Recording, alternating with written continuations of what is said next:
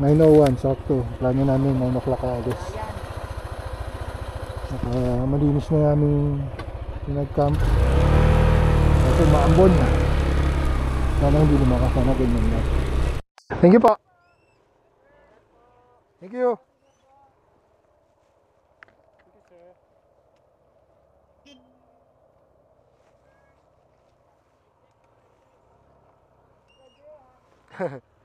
Thank you, ingat kayo.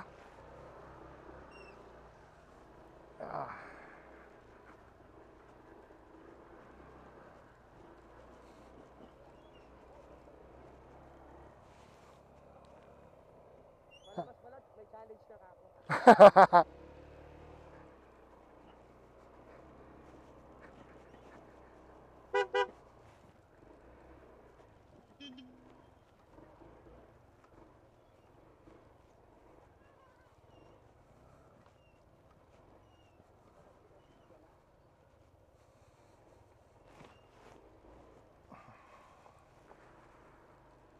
See you sa pababa.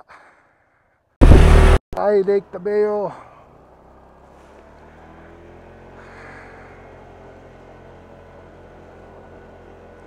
Yung mga pupunta rito, maghanda kayo sa pagsubok sa pag-akyat. Yun lang naman, kasi may mga part ng kalsada na lubak-lubak sa kamakitid talaga. Excuse me. Tapos, ano pa ba? Saka yung sa lamig pag na-tsempo ang biglang lumamig na tumulan. Dapat makapal talaga yung suot nyo. Dapat yung puff jacket siguro meron din.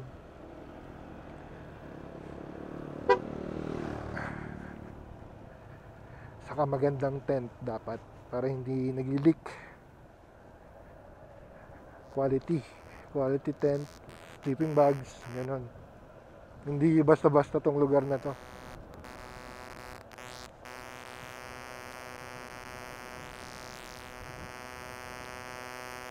At pababa, dapat talaga dahan-dahan lang, mahirap kasi matarik as in.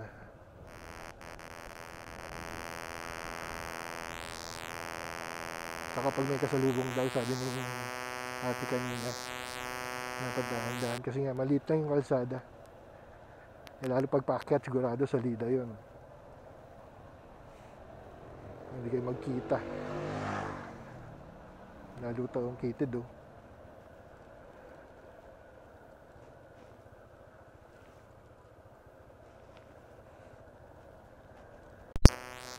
Yung ganda ng taas dun oh. Anong lugar kaya yan? Araw sa kanila pero may ulap naman.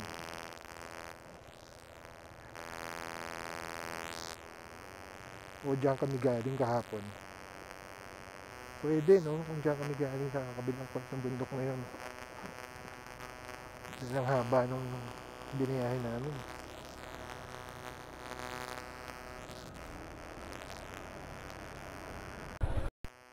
Ang tanim nila dito is carrots yata.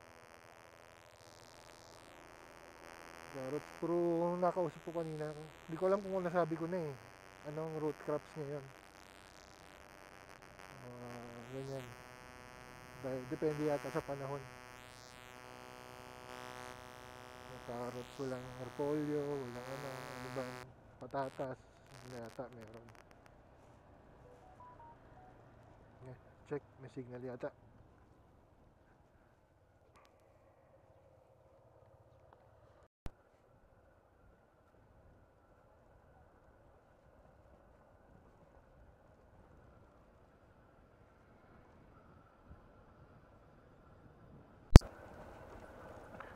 Dito may nag-harvest.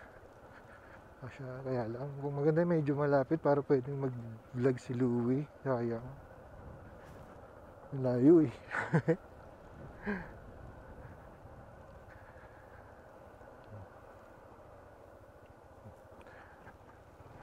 Carrots. Sayang. You know.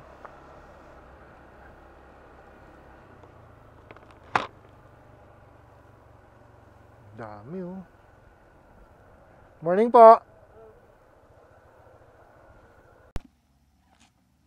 Dito muna tayo. Wala akong preno sa unahan. Ano tawag dito? Baka merong marino. Ha? Kuya, pwede magtanong?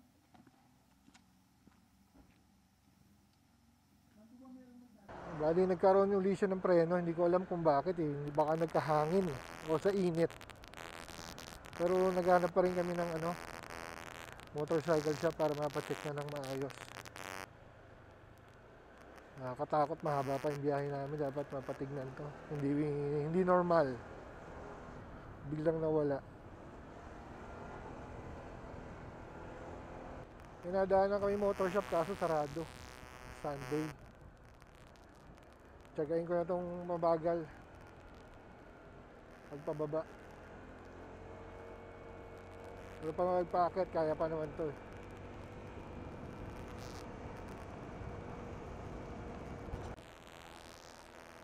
May nadaanan na kaming ano, motorcycle shop. Yung sinabi ko doon kay sa ano, dito, sa mekaniko ko ng problema. Sabi niya pag nababad pala ang preno, ganun talaga nagkakaroon ng hangin kasi may space. Nakababad yung preno, pag nabawasan yung brake pad, pag binitawan mo may space, may hangin. So now I know. Kaya okay lang daw to.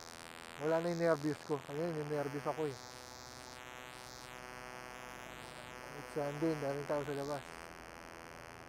Tapos na siguro ng misa, 10:10.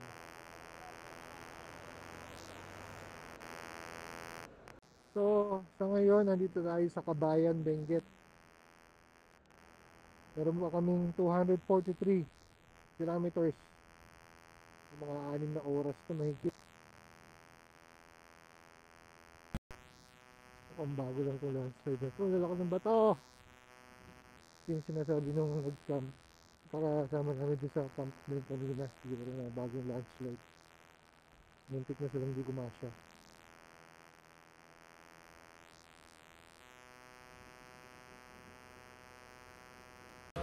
Order muna kami dito. Ano sa'yo? Adobo? Adobo. Sa akin, ang palaya saka black beans na pata. Para gutom na gutom pa. Mimiss ko kumain baboy, hindi lagi kumain ng gabi. Diba? Anong lugar na po ito? Anong lugar na to? Bokod pa din ha. Dito rin kami sa Bokod. Ang haba pala ng Bokod. Dito kami sa Eatery. Jane Hameras Eatery. Okay, kain muna. 12 o'clock. 11:45.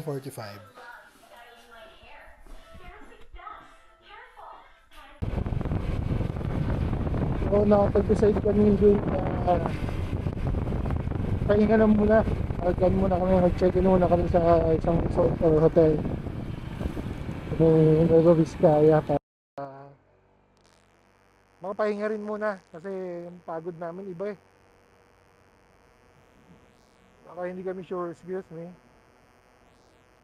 kung pagdating namin dun naputol kung may kuryente dun nila dun sa mga dun sa pupwestuhan namin eh puro lobat na yung gadgets namin eh. Mga batteries na depleted na. Kaya kailangan muna namin mag-recharge ng gadget. Saka kami. Dahil hindi talaga kami nakatulog ng maayos kagabi. Dahil sa sobrang lamig.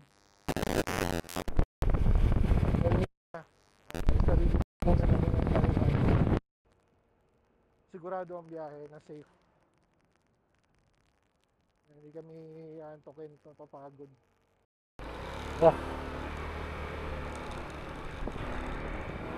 Kakaproblema ng camera, meron masyado mga high pressure. Yung camera high pressure. Also.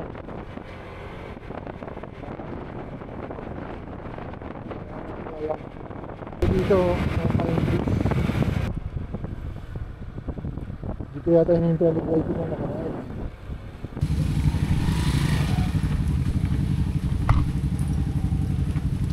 Pit stop. Uulan. Pahinga muna. Ano? Nanto ka na, no? Lakad. Ako rin, naantok na eh. Buti na lang, mambon. Ano gumana? Ha? Oo nga. Kumain ka muna niya, kapang pagising niya. Yo. Yan. Ito? Oo, ganda. Magkano kaya yan? Ano kaya ito? Ano yan? Dragon fruit? Dragon fruit? So, Ano sa atin o? wala yung parang pitsera. Bili kami na dalan ka. Para sa sipon. Ito tatanong ko. Kaya yan. Ano ata yan? Lansones. Yes, lansones. Kaso lang po. Mapawala lang ng sipon. Per kilo. Dapat wala kang paglalagyan eh. Magkano? Ay, mag-isang kilo na. At ano to? Rotten fruit. Anong ginagawa dyan? Kinakain. Ay, Tikman mo. naman. Hindi nga. Tikman mo. Tikman- Sobra unti. Kahit alin dito, te. Tapos papalitan lang siya. Balatan mo sir. Tapos Madilim. Oo, katigyan mo. Yan.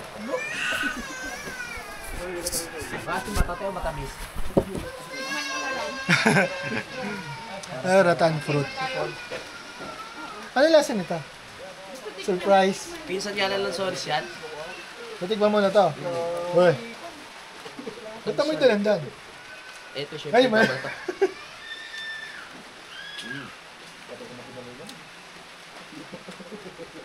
Sarap.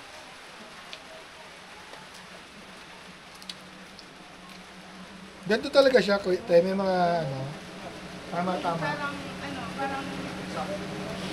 parang lansones lang din. Asim. Asim ba? Asim.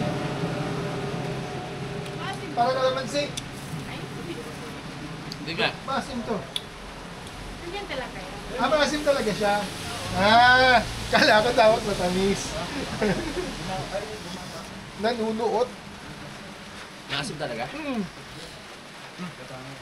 Awan sir. Zip. Ano ikabili sir? Ay ano? Yan pala lasa ng rattan fruit. Maasim. Abang si ulam.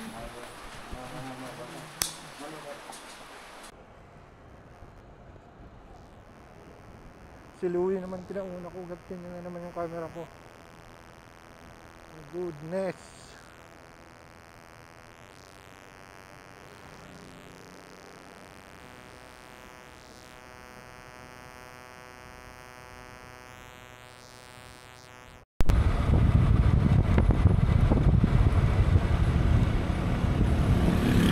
Hindi ko alam po anong ilog na to. Pero meron tayong ilog na gilid. So pagkatapos ito, yung tamp kung doon nagkakamali.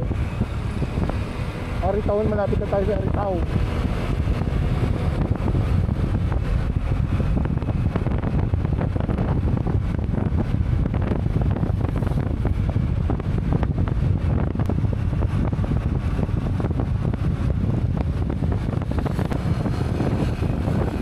Pinkian Beach.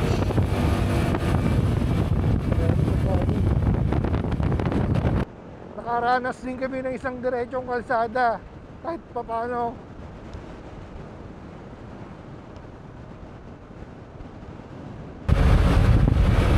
Ang ganda!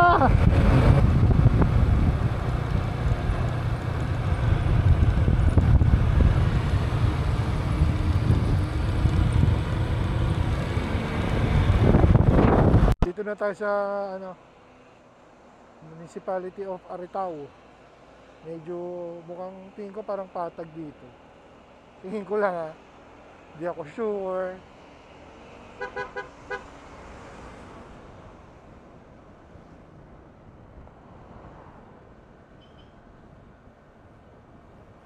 Di rin pala, may zigzagan din pala. Pero walang akyatin, puro zigzag lang. Ngayon. Ano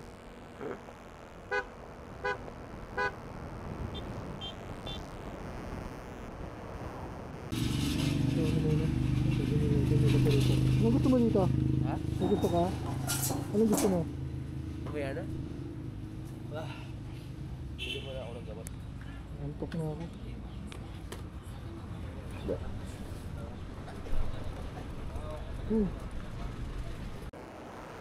So nandito na tayo ngayon sa San Jose, ay Santa Fe, Nueva Vizcaya. Ang target natin is San Jose, Nueva Vizcaya. Doon na tayo magano. Ang daming libre nga, may bayad yata yung tubig. Ayun o, dire-diretso lang tayo. Para yata yan, yung mga truck o paglinis, mga biyahe. Kasi nga ito talaga yung daan ng mga truck.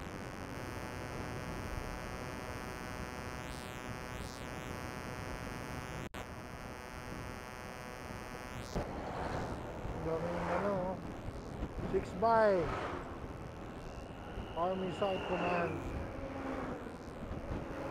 May ano, may dala silang portalet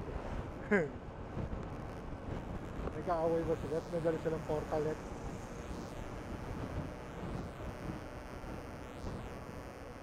Ito pa lang nasa kanan natin. Ano na ba ito? Yung river na to is Talavera River.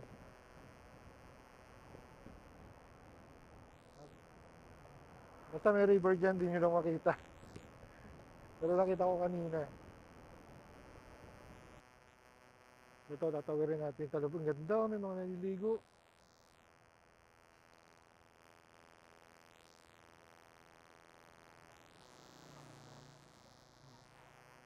Ba yung paru-paro? Paru-paro ba yan? O ano? Tutubi. Ganda. Hindi lang pwede huminto sa ano.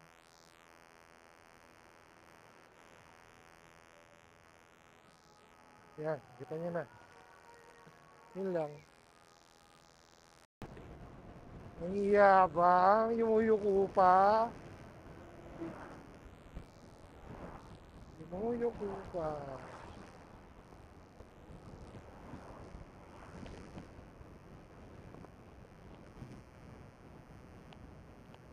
Ganda, perfect. Perfect picture.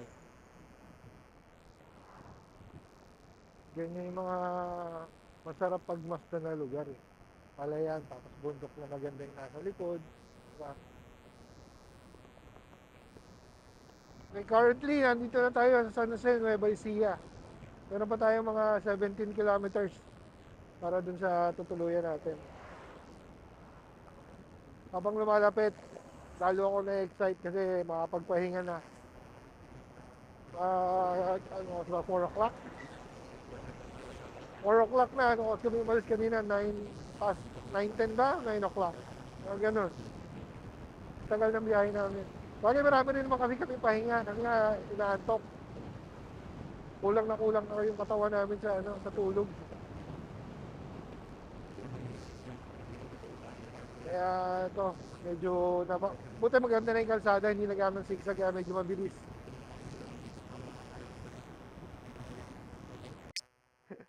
Tanong tayo. Let's ask.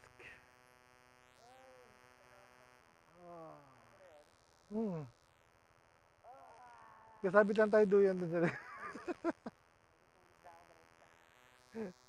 Hindi nga, matutulog ka na. Inquire muna tayo.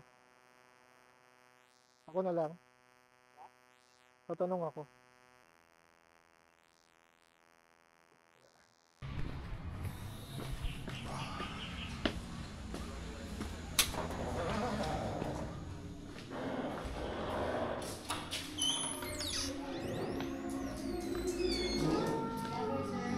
Madam, Yes po.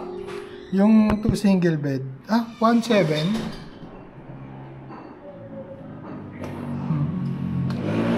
patient sila, sir? Wala po. Ilang nights po sila, sir? Isa lang. 1.7, may breakfast yan, wala. Yes po. Meron. With complimentary breakfast po. Sige, tatanong ko lang doon sa kasama ko, ha?